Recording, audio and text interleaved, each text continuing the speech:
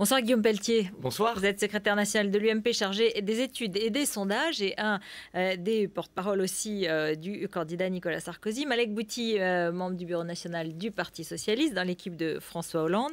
Les sondages, c'est votre affaire et on en parle beaucoup aujourd'hui. On va les regarder.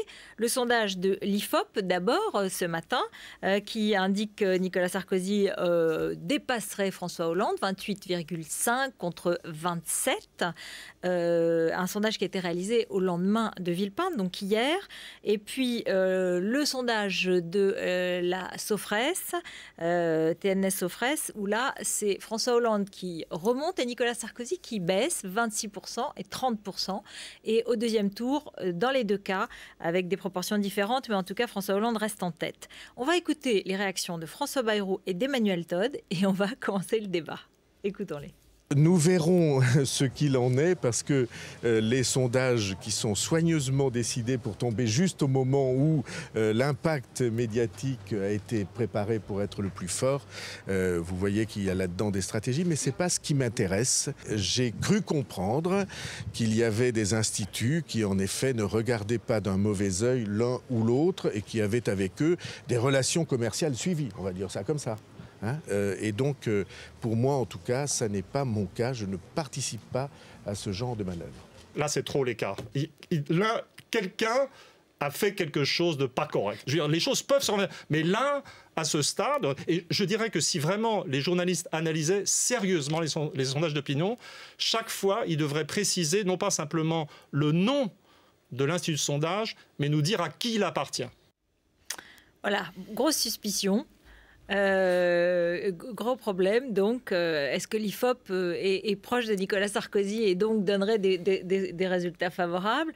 On attend un troisième sondage pour donner la vérité, mais en tout cas, il y a... Non mais l'IFOP n'est pas plus proche de Nicolas Sarkozy que la Sofres de François Hollande. Il faut qu'on arrête avec la théorie du complot dans notre pays. Il y a une commission des sondages qui est extrêmement sérieuse, qui vérifie tout. Qu'est-ce qui se passe aujourd'hui? Il se passe ce qui va sans doute se passer encore pendant 40 jours avant le premier tour. C'est des rebondissements, parce que cette campagne va être une campagne à rebondissement. Ce qui semble s'enraciner effectivement dans l'opinion, c'est un duel.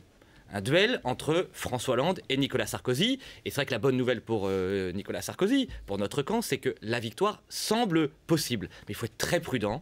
Ça va se recroiser à nouveau, sans doute dans les prochains jours, dans les prochaines semaines. Il n'y a qu'une seule chose qui compte. C'est pas d'être en tête dans les sondages. C'est d'être en tête dans les suffrages les 22 avril et 6 mai prochains. Enfin, vous qui êtes spécialiste des études et des sondages, c'est important quand même. On regarde, mais quand on fait de la politique, on s'intéresse aux idées, aux convictions et à être en tête le jour du scrutin, dans les urnes. Malek Bouti. Je dirais sondage du matin chagrin, sondage du soir espoir. Plus sérieusement, je crois que c'est une élection où... tout est un élément de politique et tout est interprété. Moi, le sondage... C'est pas la première fois, pardonnez-moi, mais c'est pas du tout la première fois qu'il y a cette polémique sur les sondages. Elle est régulière, elle est rituelle. D'ailleurs, moi, je ne ferai pas le procès sur les propriétaires. Je crois le simple, peut-être, doute d'information, c'est le fait d'avoir collé ce sondage à l'actualité du meeting de Villepinte et de l'avoir relié chez les sondeurs eux-mêmes et d'avoir dit c'est l'effet Villepinte, où là, ils sont sortis de leur rôle. On a vu la même chose au lendemain du Bourget, d'ailleurs. Oui, mais il a fallu plusieurs jours. Il n'y a pas eu de sondage le lundi, au lendemain... Il y avait déjà le fameux rolling. Voilà, il y a un sondage quotidien de l'IFOP qui donne des informations. Ce que je crois, c'est qu'on est dans une élection où les deux blocs, mais pas les partis politiques, dans la France... On redécouvre qu'il y a une droite et une gauche vraiment profondément. Il y a eu cette période de 2007 qui était très particulière comme élection. Et je comprends la déception de M. Bayrou, mais la réalité, c'est que dans un moment très important pour l'histoire du pays, et au-delà même de l'histoire de la France, on sent que c'est une élection qui prend un enjeu européen, par exemple, extraordinairement important.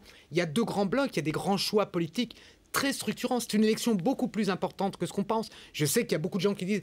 elle n'est pas spectaculaire, il manque... Mais en réalité, on est au cœur de la politique. Pour ceux qui regardent la politique, qui sont sérieux, c'est sérieux. Et l'écart, et François Hollande l'a toujours dit, il n'a jamais cru, mais pas une seule fois, que les sondages d'il y a 3 mois seraient une c'est normal que c'est serré. Là, on est d'accord, il y a deux visions du monde radicalement différentes qui se proposent, qui s'affrontent et qui se confrontent dans cette campagne et qui s'offrent aux Français.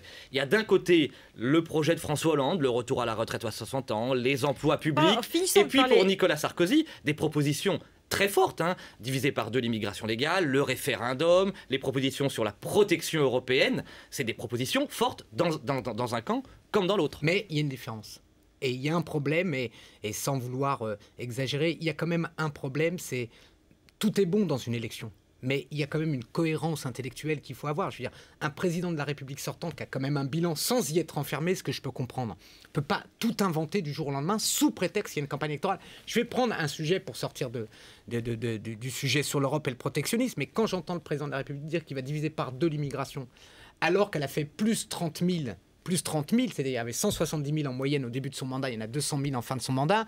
Je me dis, le gars est complètement schizophrène. C'est pas lui qui a commandé la France. Malek Bouti, là-dessus, pour répondre, voilà, si on sort les chiffres, soyons précis. Il y avait 9 000 expulsions de clandestins sous Jospin. Il y en a 30 000 sous Sarkozy. Ça, c'est pour l'expulsion des clandestins. Et l'immigration légale, ça a été d'ailleurs beaucoup reproché par la gauche, a baissé avec Claude Guéant et Nicolas Sarkozy de 15% sur les 2 dernières années. Nicolas Sarkozy nous dit, en période de crise, il faut qu'on continue à maîtriser nos flux migratoires et privilégier les étrangers de France et les Français de France avant d'accueillir la misère du monde entier.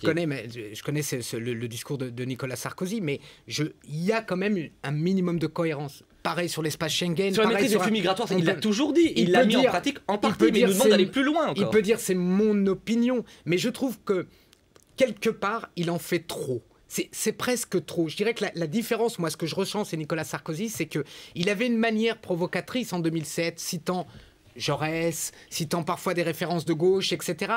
Mais il gardait une certaine cohérence. Ce que je trouve aujourd'hui, j'ai l'impression qu'il brûle tous ses vaisseaux. Ah non. J'ai l'impression que dans les grandes étapes de sa campagne, il est prêt à brûler tous ses vaisseaux. Et d'ailleurs, honnêtement, je me mets à la place du militant de droite. Entre le référendum sur toutes les questions, le fait de tout recasser, c'est extrêmement la réponse de Guillaume Pelletier. La réponse de Guillaume Pelletier. C'est extrêmement cohérent. C'est un président sortant, crédible, expérimenté, qui a géré une multitude de crises, qui en a réglé un grand nombre. La crise de l'euro, la crise des dettes souveraines, la crise libyenne, la crise géorgienne, et qui nous dit on doit aller plus loin. On a besoin d'un président fort, pour une France forte, dans une Europe forte. Tout ça est absolument cohérent et il nous demande de franchir encore une étape de tout ce qu'il a réalisé ces dernières années, sur la protection commerciale, sur la préférence européenne pour nos industries et notre politique agricole, sur la maîtrise des flux migratoires, avec la remise en cause du traité de Schengen. Tout ça me semble très cohérent. Une question sur François Hollande. Est-ce qu'après Villepinte, il faut qu'il change de stratégie, modifie sa stratégie, il faut qu'il fasse un coup pour répondre? Est-ce que, voilà, dans quel état d'esprit est maintenant la campagne de François Hollande? Pour François Hollande, je dirais, il y a 2 fautes à ne pas faire. La première, c'est avoir le même discours du premier au dernier jour de la campagne. Pourquoi? Parce que les Français eux-mêmes veulent une évolution du discours. Quand vous avez balayé un certain nombre de sujets, ils vous demandent des précisions. Quand vous avez lancé un certain nombre de propositions, ils vous demandent soit d'aller plus loin, soit de répondre à un certain nombre d'interrogations. Donc, il faut évoluer tout en n'étant pas emporté par le rythme de l'adversaire. Et je pense d'ailleurs que là où Nicolas Sarkozy, à mon avis, fait une faute sur aujourd'hui quel est l'état de la gauche et de la candidature de Hollande et du Parti socialiste, c'est que personne s'attend, en tout cas, ce serait une grande erreur de penser que tous les jours, on va commenter ce qui va sortir de son chapeau. Il y a un rythme et je pense que François Hollande va lui aussi, et il l'avait intégré, accélérer le rythme. Tout le monde sait qu'il y a une date qui est aussi importante, c'est qu'on va changer de type de campagne avec la campagne officielle. Juste un mot, parce que sur les parrainages, il y a du nouveau, puisque Marine Le Pen est candidate. On va l'écouter. Et j'ai une question à vous poser, parce que ce soir circule une information sur le thème. À l'UMP, on attendait la dernière minute pour lâcher la bride à certains maires qui auraient donné leur parrainage, parce que le risque du 21 avril est complètement écarté. Non, mais je vous dis, alors franchement, d'abord, on assiste là à la fin d'un sketch. Et c'est le cirque qu'on vit à chaque élection présidentielle sur les parrainages du Front National. Pour autant, je le dis avec beaucoup de conviction, il eût été anormal qu'elle ne puisse pas être candidate. Donc qu'elle soit candidate, c'est très bien. Personne n'a jamais misé... Je vois pas ce qu'il y a d'anormal. Honnêtement, si elle n'avait pas été candidate, ça aurait été normal. Elle représente un courant d'opinion, c'est la même chose pour Jean-Luc Mélenchon ou pour François Bayrou. Donc là-dessus, il y a une règle. Si. La règle, c'est la règle. Non, mais la règle, c'est la règle. Malek Bouti, il n'empêche, comment expliquer que M. Cheminade, qui représente rien, ait ses parrainages, et que Marine Le Pen, qui représente 15 ou 16% dans l'opinion, ne puisse pas être candidate. Je crois qu'il faut être... Ça s'appelle la loi. Non, mais... Voilà, on est d'accord. Et bien cette loi, moi j'aurais souhaité qu'elle soit pas candidate personnellement. Qu'elle puisse être réformée pour les prochaines années, qu'on passe plutôt à un parrainage citoyen, par exemple. Ça peut être une perspective intéressante. Qu'est-ce qui va changer dans la campagne, du coup? Non, je pense que du coup, ce qui peut changer dans la campagne, la seule vraie question qui est posée, elle est la suivante.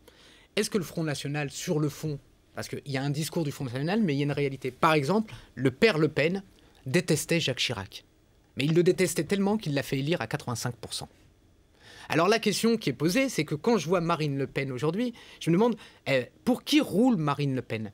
Est-ce qu'elle n'est pas en train d'emporter un certain nombre d'électeurs qui ont envie de changement et doucement, mine de rien, à sa manière, les ramener dans la besace Sarkozy? C'est une vraie interrogation qu'on peut se poser. Pour qui roule Marine Le Pen, à votre moi, avis? ça, c'est, franchement, c'est de la vieille politique. C'est-à-dire que savoir Marine Le Pen, Bayrou, qui roule pour qui, on s'en fiche pas mal. Non, Ce qui est intéressant, c'est les électeurs, les Français, oui, qu'est-ce qu'ils attendent et des propositions qu'on fait. On a vu, Nicolas Sarkozy donne le tempo et le rythme de cette campagne. Par exemple, sur le halal, c'est lui qui a donné un grand nombre de problèmes. Non mais regardez, sur la refondation de l'Europe, il reste 10 secondes. Sur un certain nombre de thématiques, sur les exilés fiscaux, avec un véritable patriotisme sur la boucherie, fiscal. c'est lui qui a donné. Il y a plein de propositions dans cette campagne et c'est vrai que Nicolas Sarkozy, c'est lui qui donne le rythme.